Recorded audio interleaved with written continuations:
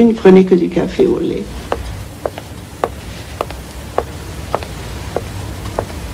Bonjour, monsieur. Puisque la guerre retarde la publication de la deuxième moitié de son roman, Proust décide de la remanier de façon radicale. Il conserve la fin originale, mais développe très largement le milieu de l'histoire. Il envisage désormais un roman d'une ampleur sans précédent, une cathédrale de mots. C'est ainsi que les ravages de la Grande Guerre et la vaine poursuite d'Albertine par le narrateur vont remplir de nouveaux volumes de la recherche.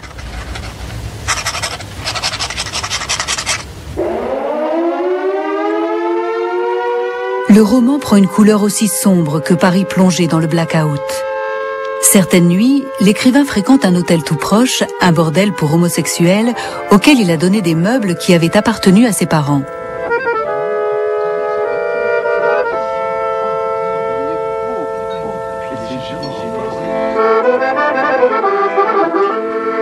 S'inspirant des tabous de ce monde interdit, il explore, comme il avait exploré autrefois, les parts inconnues de son chagrin, et s'y laisse sombrer.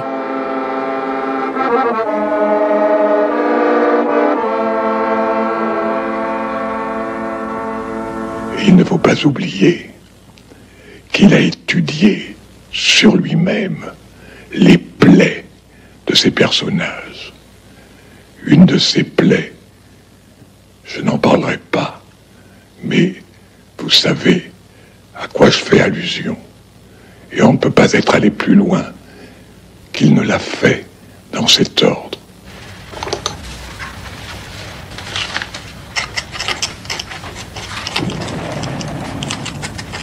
Race sur qui pèse une malédiction et qui doit vivre dans le mensonge et le parjure, puisqu'elle s'est tenue pour punissable et honteux, pour inavouable son désir, ce qui fait pour toute créature la plus grande douceur de vivre, fils sans mère, à laquelle ils sont obligés de mentir, même à l'heure de lui fermer les yeux.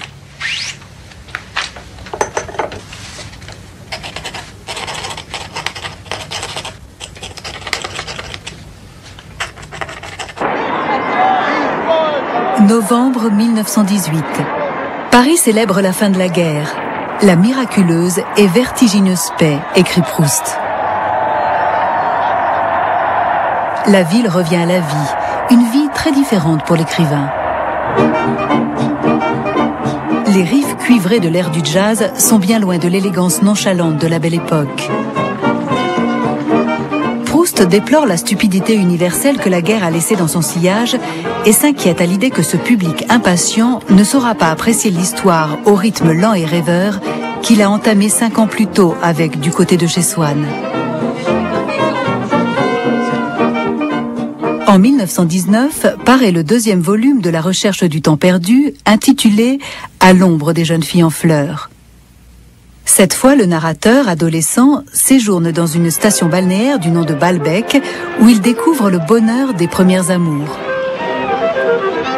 Seul, je restais simplement devant le grand hôtel, quand je vis s'avancer 5 ou 6 fillettes, aussi différentes par l'aspect et les façons, de toutes les personnes auxquelles on était accoutumé à Balbec, qu'aurait pu l'être, débarquer on ne sait d'où, une bande de mouettes qui exécute, à pas compter sur la plage, les retardataires rattrapant les autres en voltant, une promenade. En décembre 1919, À l'ombre des jeunes filles en fleurs obtient le prix Goncourt. Pratiquement tous les journaux français se font l'écho de la nouvelle. Journalistes et photographes se pressent pour interviewer l'auteur, âgé de 48 ans. Mais Céleste ne laisse entrer que quelques visiteurs. C'est elle qui a la lourde charge de tenir à jour le manuscrit de Proust. Elle colle dans les marges des paperoles ces morceaux de papier où l'écrivain note ses innombrables corrections et ajouts. Il reste 5 volumes à publier et Proust n'est pas certain de parvenir à terminer son grand œuvre. Sa santé se dégrade.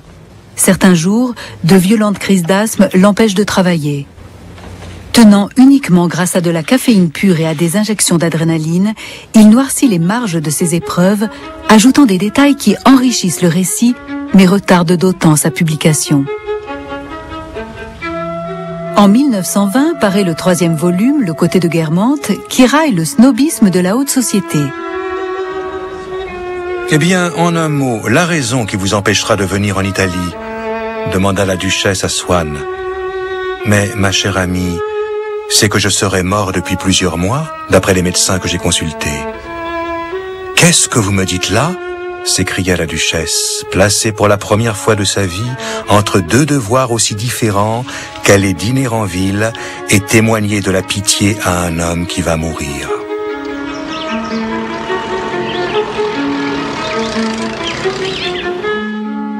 En 1922 est publié Sodome et Gomorrhe.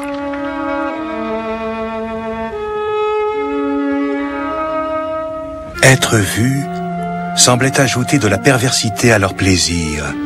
Elle voulait faire baigner leur dangereux ébat dans les regards de tous.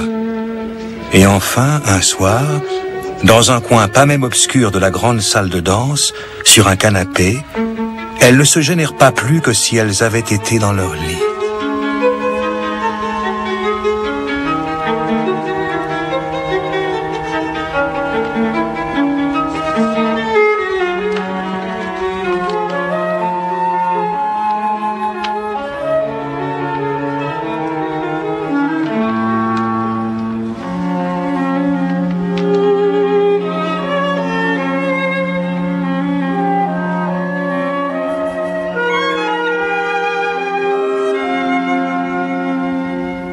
Il me disait que certainement la mort le poursuivait et qu'il voudrait finir son œuvre. Et qu'il serait très désolé d'avoir travaillé tant et de laisser tout inachevé.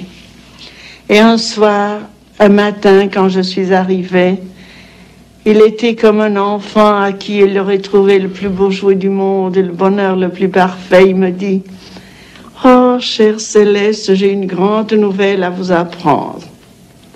Et je lui ai dit: et quoi? Qu'est-ce qui a donc passé de tellement important cette nuit dans cette chambre? Quelque chose d'immense, quelque chose de tellement bien. Et qu'est-ce qui est arrivé? Et il se redresse, il me sourit et il me dit: j'ai mis le mot fin. Je peux mourir maintenant. Alors je lui ai dit: mais qu'est-ce que j'aurais à coller comme petit papier? Et qu'est-ce que vous aurez à écrire comme correction? Ah, ça, ma chère, c'est autre chose.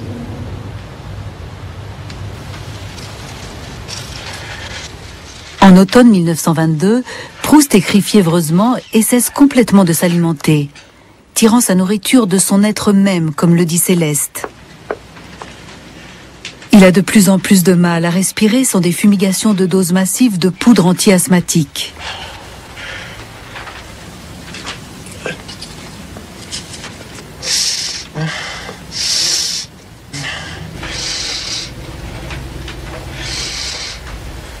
Cette idée de la mort s'installa définitivement en moi, comme fait un amour. Non que j'aimasse la mort, je la détestais.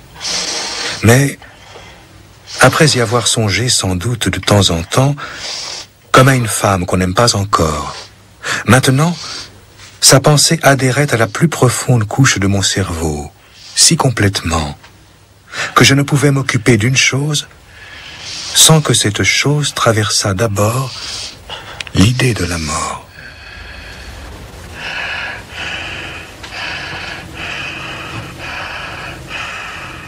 L'idée de la mort me tenait une compagnie aussi incessante que l'idée du moi.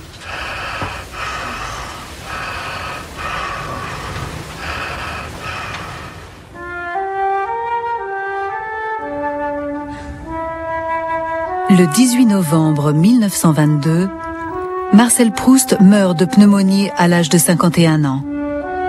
Pendant 2 jours, amis et admirateurs défilent dans sa chambre pour lui rendre un dernier hommage. Jean Cocteau est ému par le spectacle des feuillets empilés près du corps, les manuscrits continuant de vivre comme la montre qui tic-tac encore au poignet d'un soldat mort.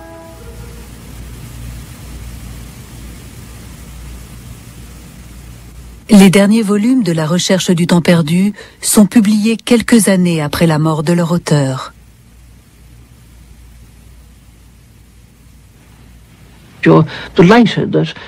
C'est un enchantement que cette œuvre existe et qu'elle ait une telle cohérence interne. Elle parvient à traiter de sujets nombreux, liés les uns aux autres d'une façon compréhensible et intelligible, en apportant au lecteur le plaisir intense qui est la marque d'un art extraordinaire. Personne d'autre que Proust n'a approché d'aussi près la conscience individuelle, comme au microscope. On suit l'existence d'un être présent à chaque page du livre, au point qu'on finit par pénétrer dans son esprit.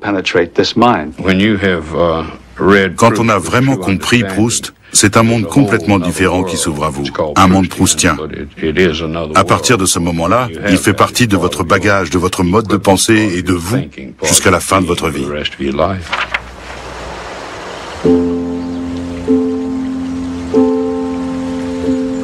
Les jours anciens recouvrent peu à peu ceux qui les ont précédés et sont eux-mêmes ensevelis sous ceux qui les suivent. Mais chaque jour ancien est resté déposé en nous comme dans une bibliothèque immense où il y a de plus vieux livres. Un exemplaire que sans doute personne n'ira jamais demander. Pourtant, que ce jour ancien traversant la translucidité des époques suivantes remonte à la surface et s'étende en nous, qu'il couvre tout entier, alors, pendant un moment, les noms reprennent leur ancienne signification, les êtres leur ancien visage, nous, notre âme d'alors. Par le jour le plus beau, s'éclairait soudain non seulement les tâtonnements anciens de ma pensée, mais même le but de ma vie, et peut-être de l'art.